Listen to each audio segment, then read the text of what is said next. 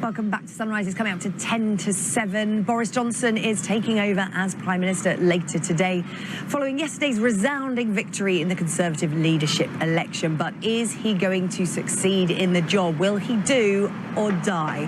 Here to give you their views are Observer leader writer Sonia Sodha and a Daily Telegraph's Brexit commissioning editor Asa Bennett. Good morning, both. Good morning. Right, well, let's get stuck into the front pages, shall we, and have a look at how they're reflecting on yesterday's announcement and the following speech from Boris Johnson. We're going to start with the Daily Mail. The new Prime Minister is a chance for a bit of optimism. Their headline, "Now Bring Us Sunshine." Sonia, reasons to be cheerful today? From my perspective, there aren't too many reasons. I think Boris Johnson has set himself a completely unrealistic timetable, leaving the European Union by the 31st of October. I think it's going to be very, very difficult for him to achieve whatever route he goes down, actually, whether he's trying to tweak Theresa May's deal a bit, there isn't much time for him to get that done with the EU, or whether he goes down the sort of catastrophic no-deal route. Even if he were to do that, there are some bills that he would need to pass through Parliament in order to prepare. There just doesn't look to be the time, so not many reasons to be cheerful from my perspective. You're casting a bit of cloud over that sunshine. What about you, Asa? It's die for Sonia, is it can do for you? I think it's do, and my word, he will do. He can do no deal even without passing those laws. Obviously not a very good no deal, granted, but nonetheless. And also there's a much he could do without passing the laws on the domestic front as well. So I think that's where, when he's trying to define himself beyond Brexit, on crime, on justice and social policy, he'll be able to try and tinker around the edges. Granted, I say tinker around the edges because, of course, he will need then that mandate in the Commons to get it through. So obviously his focus now is to get Brexit done in some form or other. Then he can diversify and move on to everything else. But if the Daily Mail is harnessing some of that energy Boris Johnson was talking about yesterday, The Guardian is being a little bit more cautious, Sonia. They're talking about the uncertainty over Boris Johnson's plans. Of course, he's made a lot of statements, but very little detail about how he's going to do this has yet come out. They're asking what next for Britain. And Sonia, an important day today because we find out who's going to be in his top team, and that will prove crucial. Yeah, I think that will give us some clues, but I think The Guardian's absolutely bang on, actually, with their take, because one of the things that was so unsatisfying for me about this leadership contest was it was very, very thin on detail. We don't actually have a great idea about what Boris Johnson's Brexit plan is going to be. There's been contrary briefing from different sides. We actually sort of have the sense that he said different things to different parts of the Conservative Party to get them on board with his leadership campaign. So I think there's a huge amount of uncertainty today about exactly what the first 100 days of a Boris Johnson premiership will look like. For me, I think there'll be some clues in terms of his cabinet. I would actually expect him to go a bit broader church than people might expect. I think he's got such a slim working majority.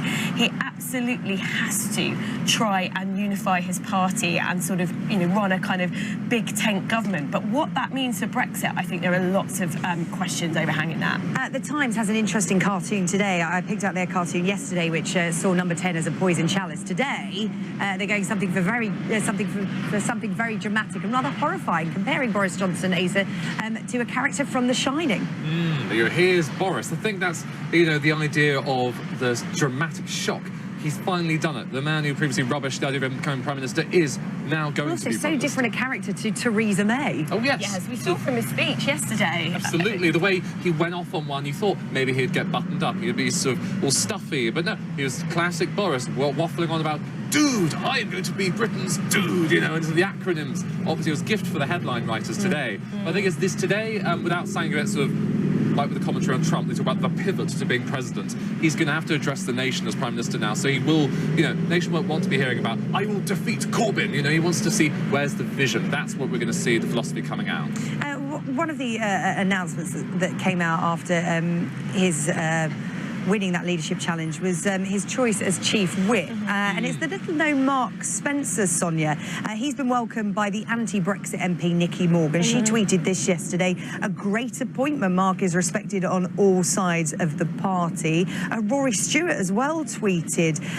He has, of course, resigned due to his opposition to Boris Johnson's no-deal stance. He says, congratulations to Mark Spencer, a great MP, a good choice and a good man. Well done. Sonia, is this Boris Johnson one of his first moves in trying to unite the party? Obviously, all the talk is about him plugging the cabinet with lots of Brexiteers, but this could be the first sign that he's actually open to other views. Exactly, and I think, as I said, I think we're going to see quite a significant shift in tone now. So Boris Johnson, the prime ministerial candidate, was really trying to appeal to as many Conservative Party members as he could to get the top job. And we know Conservative Party members are much more Eurosceptic than the public at large. So that's why we saw this gung-ho do-or-die rhetoric about a no deal. I think now going forwards, now he's Prime Minister, I think we're going to see a shift in tone. I think he's going to become more conciliatory. I think he may where have well we heard try that before? In the United States? I mean, everybody talked about Donald Trump, didn't they, Asa, which is interesting.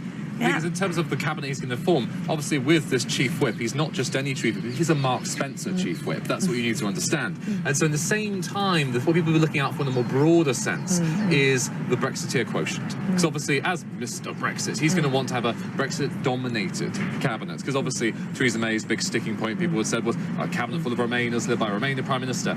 But on the other hand, as Sonia's saying, he'll want to unite. He doesn't want to completely purge them of anyone Let's like not Jeremy forget Hunt. his working majority is down to 2 at the moment. Could be down to one by the next by-election. week. Exactly. It's interesting because some of the newspapers today, I'm sure they'll explore it more in the coming days, are talking about Trump's comments yesterday, calling him Britain Trump, and saying that him and Nigel Farage will do tremendous things together. I mean, Sonia, will people be listening to that and thinking, hang on a second, is that something we could see further down the line? Well, I mean, I think that's a really interesting question. I think it would be a massive mistake for Boris Johnson to go down that route. There is certainly talk of, if there were a general election, would Boris Johnson try and strike some kind of pact with Nigel Farage? Because there would be some Conservative MPs whose seats might be threatened by the Brexit Party. And Boris Johnson did rule it out, didn't he, in the run-up to being elected? I think it would be an absolutely massive mistake for him. And I think, you know, Boris Johnson will probably be looking at that tweet from President Trump, calling him Britain Trump, and it's a real poison chalice, I think. You know, obviously President Trump would like to think that he's massively popular here in the UK. That's what his comments imply. He's not. He's a massively unpopular US president over here in the UK. So I don't think it'll do Boris Johnson any favours, quite frankly. No, it's interesting. Boris trying to build relations in some respect with the EU, but he's also got to build relationships with the US. He's in a tricky spot. He is in a tricky spot. Okay, Sonia, Asa, thank you very much. We'll be back in the next hour and we'll talk more about the events that have unfolded and will be unfolding today. Thank you very much. There was thunder and lightning last night. Did it wake you up? No, I didn't even know it. I slept through it. The fan I bought is so loud I didn't hear it. And we did wake up this morning and people were saying, saying to me, is it a sign of what's to come political today? Metaphor. Yeah, political metaphor. Here is the weather with Joe. It's coming up to 10 to 8. You're watching Sunrise here on Sky News. Boris Johnson, he takes over as Prime Minister later on today, following yesterday's resounding victory in the Conservative leadership election. But will he succeed in the job? Will he do or die? Here to give me their views are Observer leader writer Sonia Sodha and the Daily Telegraph's Brexit commissioning editor Asa Bennett. Welcome back both. We're going to strike a positive note to start with. We're going to go to the Sun's front page. Hey Dude is their headline, a reference to what he was talking about in his speech yesterday, but they've taken a Beatles slant on it. Hey Dude, don't make it bad. Sonia, your thoughts? Don't make it bad. It feels like they're almost imploring Boris Johnson, and I do think Boris Johnson faces the most challenging set of circumstances of any Prime Minister since the Second World War. I personally am far more pessimistic than some of the other papers on this. I think he doesn't really have a plan for Brexit. It's very difficult to know what it is. He said Brexit is do or die in the run-up to the 31st of October. He doesn't really have the time to deliver that, even if he were to sort of take Britain out of the European Union with a catastrophic no deal. There are some bills that he would need to pass in preparation for that, and there just isn't that much parliamentary sitting time before the 31st of October. So I think he's got a huge challenge, very difficult set of circumstances, and I don't think that anything about the last few weeks has shown that he's got the capacity to do the job. You couldn't possibly be as pessimistic as the Daily Mirror front page. Asa, they pick out Boris's more unstatesmanlike gaffes, shall we say. They put it into pictures saying it's really not funny anymore. They're not taking him seriously. Well, they're greeting his premiership with a giant harumph. A Scrooge-like harumph, which obviously Boris Johnson will try and correct in how he tackles the next 100 days, for example, given that is the time span we now have before October 31st looms. And I think, I'll tell you what, if he is not to deliver Brexit by October 31st, then there'll be many Tory MPs that'll be similarly gloomy as that, because all the optimism in the world will not be able to cover up a failure to deliver on his promises. It's interesting, isn't it? A lot of people are saying, look, we saw jokey Boris yesterday, perhaps for one of the final times in that sense, because the speech he's going to deliver outside Downing Street today, Sonia, is going to be very different, more statesman-like. It's going to set out more detail to his plans, which everybody says he's lacked giving so far. Well, I'd be very surprised if there was lots of detail in his speech today. I mean, Theresa May, when she first went into Downing Street as Prime Minister for the first time, delivered a similar speech. And these things tend to be full of platitudes and very broad-based pledges. Theresa May's was, tackling burning injustices, which she absolutely hasn't done, I think, if you look at her track record.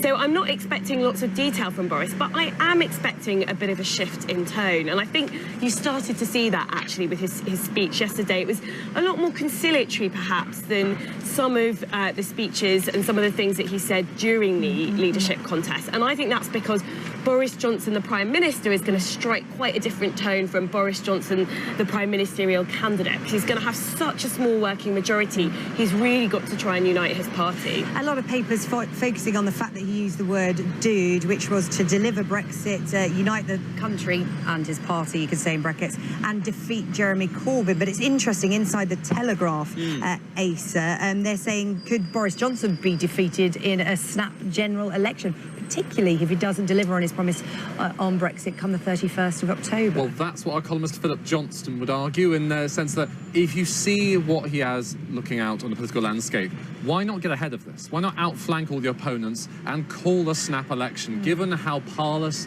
the majority and the numbers look in Parliament, then he can try and channel this enthusiasm as Mr. Dude, Mr. Brexit Dude, and get that majority he needs. I'm going to stop saying dude, don't worry, in order to actually get this thing through. Otherwise, in his view, and many others would agree, I imagine, he's going to face the same fate Theresa May did of trying to grind his way through the numbers, bashing a sort of trussed-up, prettified version of Theresa May's deal through, and getting it thrown back in his face yet again. Sonia, it's interesting. A lot of people saying Boris Johnson's first 100 days, in fact, perhaps his entire premiership, will be defined by Brexit. That's also been said about Theresa May. But we have Sky analysis of Theresa May's Prime Minister's questions during her tenure at 10 Downing Street. It's actually come up with some interesting findings. It talks about the most raised issues in those Prime Minister's questions. And rather than being Brexit, it's actually health that dominates. Yeah, well, I think that is interesting analysis, and what it reflects is not the big issue that dominated Theresa May's premiership. It's the fact that Jeremy Corbyn often, the Labour Party's position on Brexit has been a bit of a fudge over the last 2 or 3 years, and so he hasn't really wanted to go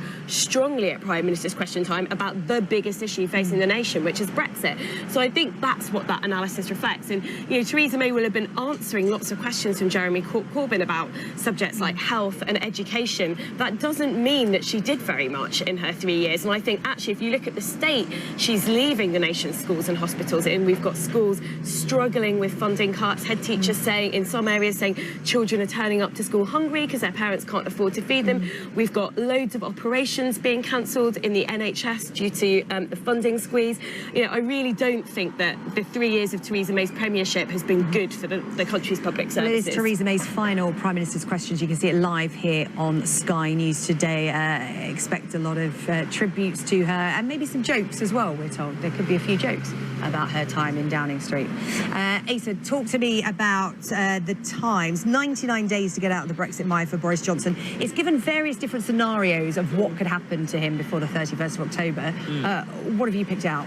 Well, obviously, how many scenarios there are, in a sense. And you can imagine him becoming, from all sorts of things, a fan of outcomes ranging from being the national hero who sees off the EU, comes back triumphant, the new, Brexit Boudica with a deal in his pocket, or, national betrayal, gets handed out, in a sense, or has to have another election. Personally, I think it's that he will be having a confrontation with Parliament in October. I think we are looking towards, as my colleague Philip Johnston said in the Telegraph, a snap election to try and resolve this impasse finally. So you're going for scenario 6 to find Parliament potentially. Okay, interesting. Asa, Sonia, really good to get your views this morning.